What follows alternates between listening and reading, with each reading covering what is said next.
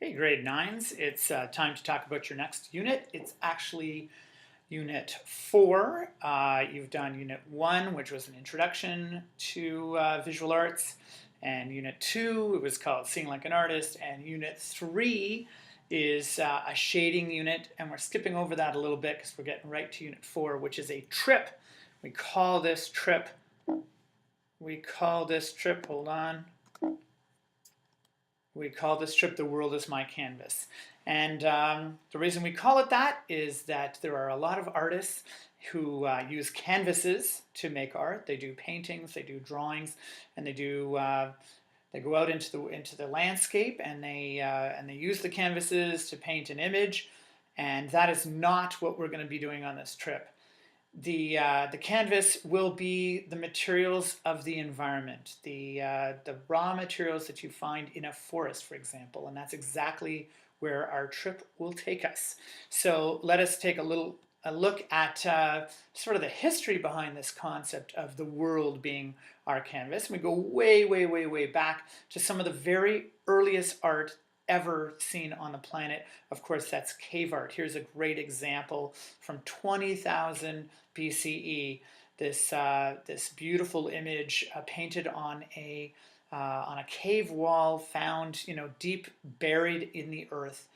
First example, really, also of graffiti art. I mean, what is graffiti after all, except for the painting of an artist on a wall, and that's what this is. So first graffiti art ever, and it's an image of an animal. This is a horse, but also there would be images of bison and so on.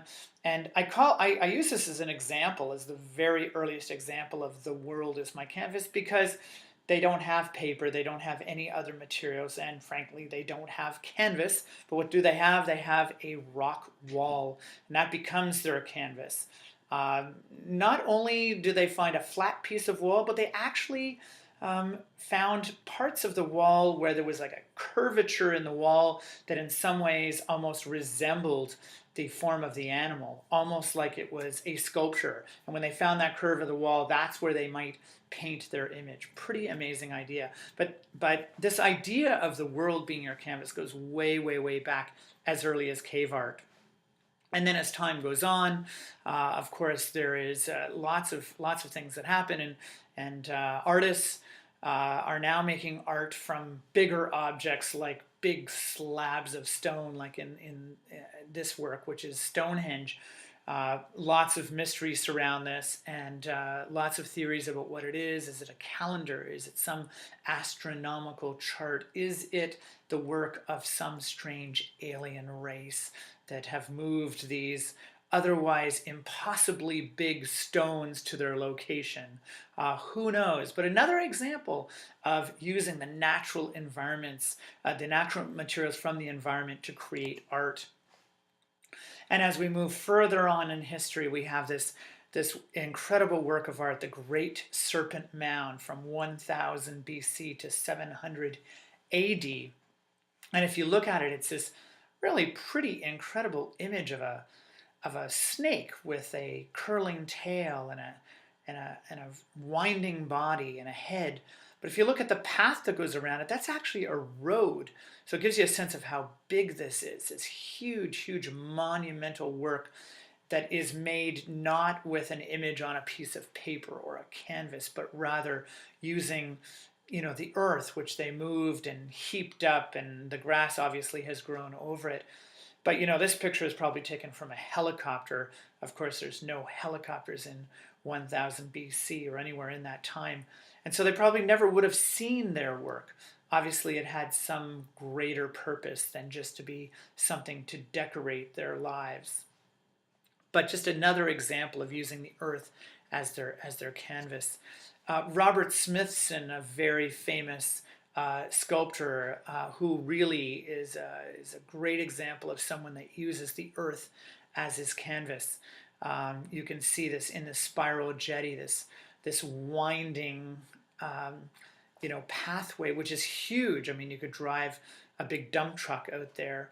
And there's a very new thing in 1970 when Smithson comes up with this incredible concept of making art, not just of something that goes on your gallery wall or on the wall of your living room, but rather something that is really a part of the environment.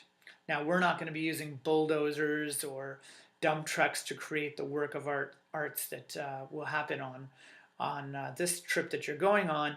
But yeah, like Robert Smithson, we are going to be earth artists. We are going to move around the materials of our environment, and and Robert Smithson is an example of someone that came before you doing this very same thing. In more contemporary times, we see Maya Lin here is actually known a little bit more as an architect, but she creates this wave field, an earthwork made outside one of the buildings that she has been the architect for. But what a wonderful use of the land there, and a totally different way of thinking about art. And wouldn't you just love to curl up in one of those nooks there with a book out in front of Mary Ward? Sure, you could do it. Just get your shovels busy. These Brazilian artists from the Nego Land Art Group create this snake and this Birth of Christ image made out of mud. Very natural materials that grow moss after a certain amount of time, and frankly, after a good rainstorm, completely wash away. So one of the qualities of this kind of earth art, where the world is your canvas, is that it's temporary. It does not last forever. Really, we only have evidence of it in photographs like this one. Here's another example, Mud Made by Sue and Pete Hill. Something that you just might find as you walk through the forest. Looks like something from Lord of the Rings. And I want to introduce you to this artist. His name is Andy Goldsworthy. And perhaps of all the artists that I've shown you so far, this guy kind of epitomizes what I'm looking for on this trip. Like Andy Goldsworthy, we're going to go for a walk through a forest. We're going to come to a spot just like Andy Goldsworthy. And what he does is he collects the materials from his environment and he puts them all together and rearranges them. I mean, it looks in this piece like he maybe took watercolor or something and he painted the rocks from dark to light. So this perfect gradation of light. From dark to light. And in fact, no, that's not what he does. All he does is he finds light colored rocks and gray rocks and darker gray rocks and darker gray rocks, and he assembles them and he digs a hole right in the middle there. Seems very simple, not something that you're going to be able to buy or sell in a usual kind of way or put in your home if you're an art collector, and yet living on in these beautiful photographs. I'll show you more of his work. I mean, he does a lot of things with circles and spirals. His work is very abstract, but really it is all about reorganizing nature into these beautiful, beautiful compositions. Here's another one by a river. You can imagine that when the current of that river picks up, or that lake, if there's a good wind, that piece will disappear. So his work is characterized by this notion that it just does not last for very long. One thing about Andy Goldsworthy is he really doesn't use traditional sculpture tools like hammers, or he's not like carving things. He doesn't bring wire or pliers or any tools at all to make a piece like this, for example, where he has to basically snap in half those rocks. He will use other things from the environment as his tool to whack those rocks and break them in half, and then perhaps to scratch them to create this very simple piece, which after the tide comes in or the weather changes or somebody just tramples on it, will disappear. So it really does only exist in this photograph. Here's an interesting piece where he sticks sticks into a pond or a lake, sticks them down into the mud down below, creates this composition, comes out of the water and allows the water to become very, very calm, so that the reflection of the piece that he's just created completes the image so it looks like a circle. He's only created the top half, and he allows the natural reflection of the lake do the rest of the work to create this really interesting circular image. You can see that Andy Goldsworthy likes circles. I mean, it's a difficult piece to make. It's an arch made out of rocks. Looks kind of simple, but he doesn't have any kind of pinning together of this. He doesn't have any concrete or glue or anything. Basically, what he'll do is he might make a stack of rocks, like a pile of rocks, and then he creates this arch so that the pressure of one against the other holds them all together. So when he pulls out that scaffolding, shall we say, of rocks underneath, if he's done this right, it'll stay like this perfect arch. Won't last forever, but it's actually quite strong. And that's the magic of an arch, which of course is used so much in architecture throughout history, starting in the Roman period, therefore known as the Roman arch. But Andy Goldsworthy also uses interesting things like ice.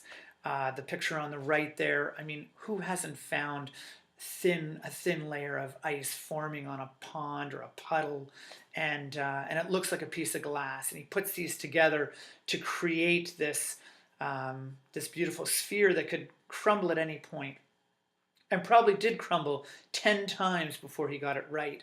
Or the piece on the left, made from an icicle, or probably a series of icicles, where he takes the icicle, he breaks it in half, he maybe changes, he scratches it on a rock to get a different angle, and then breathes on it or spits on it and then breathes on it so that it fuses together almost like welding. And then he puts it together into this incredible spiral, which, you know, it could fall apart at any point, but it looks very natural, and yet he's worked very hard to make it look so natural. Here's another piece by Andy Goldsworthy. This won't last long. I mean, it's going to melt, it's going to crack, it's going to fall apart. It exists in a photograph, but it still is a really interesting, different way of looking at making art. And we always think of art as being something that has to last forever, like the Mona Lisa, put it in a gallery. And so I'm showing you this kind of work by Andy Goldsworthy to expand your concept of what art can be. I mean, who hasn't made snowballs, but putting them together so they form this interesting composition between two trees is a very unique thing. Here's some more ice pieces, and another one. I mean, here's one where he realizes that snow, if carved to different thicknesses, can actually let light through to different amounts, so that you have very bright light when it's thin, and a little bit thicker, and a little bit thicker, a little bit thicker. It gets darker and darker and darker. So he's using the thickness of the snow to create a sense of depth, almost like this kind of very natural stained glass window. So I'm going to show you some other artists. They're not necessarily Andy Goldsworthy. This is not by Andy Goldsworthy, but just artists that have used natural materials, in this case pebbles, arranged on a beach. These people are, I think, inspired by the same kind of way of working that Andy Goldsworthy is, creating this tower, balancing things together. Here's a piece that, you might argue is not natural materials, and yet these are materials that are found on a beach somewhere, perhaps, and the artist has categorized them according to color, and they're scraps of garbage, and really beautiful when you put the colors together, the yellows and the oranges and the purples and the blues and the blacks and so on, and yet at the same time that it's beautiful, also very kind of tragic that we're discarding so much of our products, throwing them into the environment, and only to be washed up on the shore. But here's an artist that is making a pretty powerful statement about that by rearranging them. Or another artist that takes just very, very simple materials from nature and creates these kind of little diagrams or little pictures. An artist that uses rocks to balance things and to create a sense of tension. I don't know how long those rocks stood stacked like that. Probably not very long. There's a sense of tension as you look at these things. Here's a guy, he's like in his 80s, and he has a piece of land, a property, in which almost his whole life he has been creating works of art that use the materials from his land, cutting them and making interesting formations like this nest. Or this one perhaps that has this really wonderful spiraling curve. Or this one. I mean, that'd be really great walking along this pathway and you come across this arch. It looks like a Gothic arch, almost something from a church that you can pass through. And it's made completely out of these very, very natural materials. But even a simple image like this image of rocks and dandelions to create an image of love. Here's another one. Color can play such an important role in this. And it's like drawing in a way, but using not the usual drawing implements and tools. Yet one more example. I mean, it's pretty, I don't know, I think it's kind of cool stuff. I mean, on the right, the picture on the right there, you see these trees where the artist has used just the sand piled up, formed. I mean, people like to make sand castles, which we think is something that children do, and yet here's an artist that uses sand to create pretty sophisticated imagery. Or this one here, a combination of sand and rocks and different color stones, and I guess that's maybe some flowers there. Or this arrow. I mean, the arrow is one of the first images we've seen. Everything we've seen prior to this has been quite abstract. So it's not really about painting a picture that you can recognize, not that there's anything wrong with that, but I've shown you a lot of work that is very abstract. It just looks like an image. This Earth Woman by James Pearce, who uses just the natural length of the grass and then cuts it down to form this image of a woman. And it's an Earth Woman, suggesting, of course, that our planet, our globe, our environment is like a mother, Mother Nature that takes care of us, it nurtures us and gives us everything we need.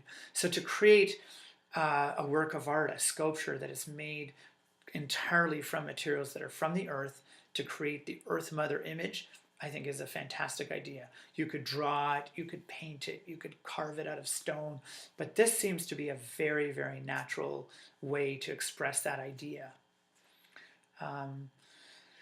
This is an artist that uses the growing of grass to create an image. I mean, it looks like somebody sleeping under a blanket of grass. Of course, it's a sculpture on a bed in the middle of a field with a chair made completely out of just grass that is naturally growing. Or this one, green and yellow. At first glance, you're going to say, okay, what's the point of this? I don't get it. It's the letters green and it spells the letter yellow in a field. Big deal. Well, if you think about it, when you think about that slope of land that's rising up into the distance, to get the G and the R and the E and the N to make it to appear to us from a distance as if it's standing up, you'd have to carve that G into the land with it like completely elongated, stretched, so that from a distance, because of the perspective, it'll actually looks like it's standing up when in fact that G is lying quite flat down on its side. Patrick Doherty is kind of famous for creating structures, architectural structures that are made entirely from, fallen branches and reeds and so on. Or this guy, Axel Erlandson. I mean, this is a piece that would take years and years and years to make because it is the natural growing of a tree.